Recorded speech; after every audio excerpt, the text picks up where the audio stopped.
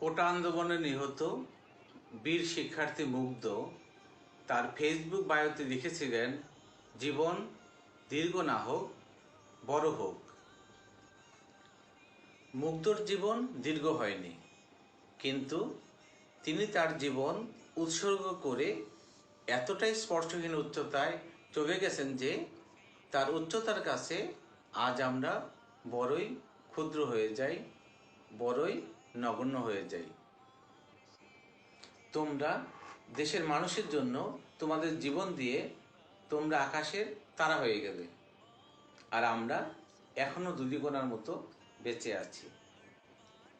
দেশের জন্য তোমাদের এই জীবন উৎসর্গ আমরা কখনো ভুলব না। আসুন মানুষের পাশে দাঁড়াই।